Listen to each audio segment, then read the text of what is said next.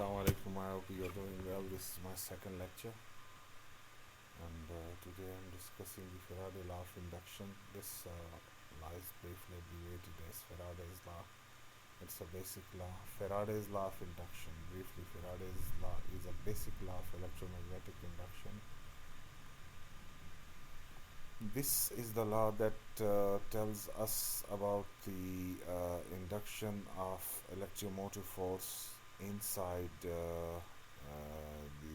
coil whenever a magnet or magnetic field or magnetic flux changes across it. It predicts how much magnetic field will interact with electric current to produce an EMF. So it means that this law is actually uh, correlating the changing magnetic field to the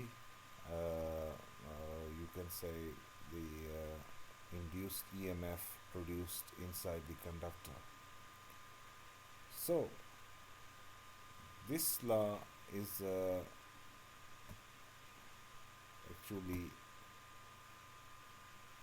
this phenomena which is resulted as a result of this law is known as electromagnetic induction. So in this case, if I explain it in a simple way, it just simply means that if an electromotive force changes across any conductor, then EMF will be produced inside that conductor, and that EMF is directly related to the change in magnetic flux across that conductor, and this law which just proved this relation is known as the Faraday law of electromagnetic induction. It is the fundamental operating principle of transformers, inductors, and many types of electrical motors, generators, and solenoids. In this case,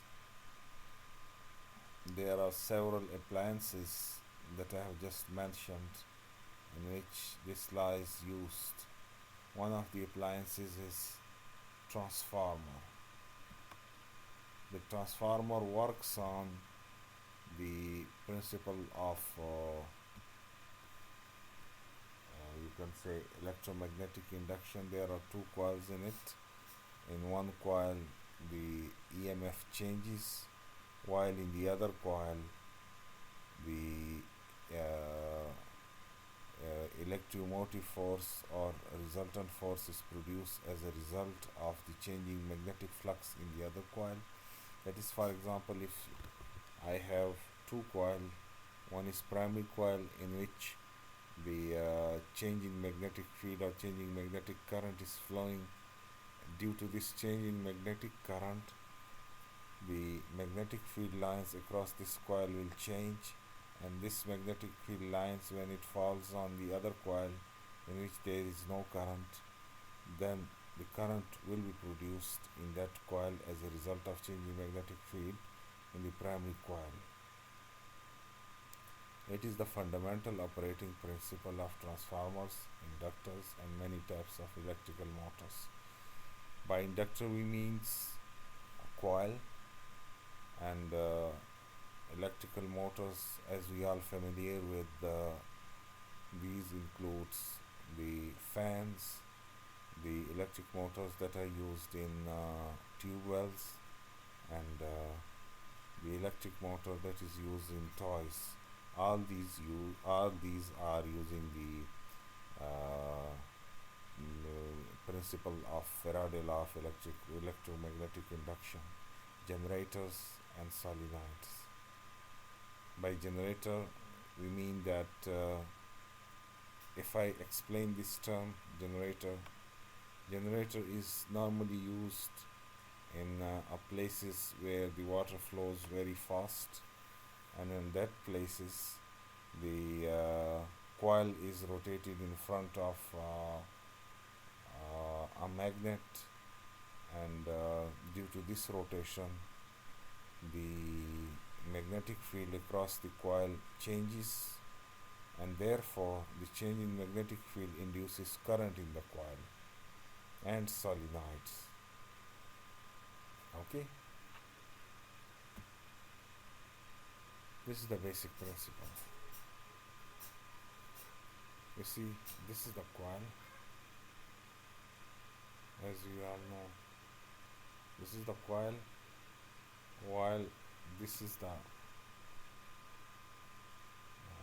you can say a magnet. When we give to and fro motion to this magnet, then the magnetic field lines across that coil will change, and as a result of that, when the magnetic field lines across this coil changes, then current will be induced in that coil. Okay, whenever magnetic flux changes across a semiconductor, then electromotive force is generated in the coil, which in turn creates induced current in this coil. This is related by this relation: E is equal to minus n d phi divided by dt. What is minus? The minus sign appeared due to Lenz's law. N are the number of turns. D phi divided by dt is the change in flux, while E is the is the induced EMF that is produced inside the coil. Okay, this is the mathematical relation for Faraday law applications. These are the main applications that we are using in our daily life. These include a motor. By a motor we mean the simple example of the motor is the electric fan that we are using in our daily life. Second thing is generator. When you talk about a generator is that device which is used in dams and in the places where the water flows very fast.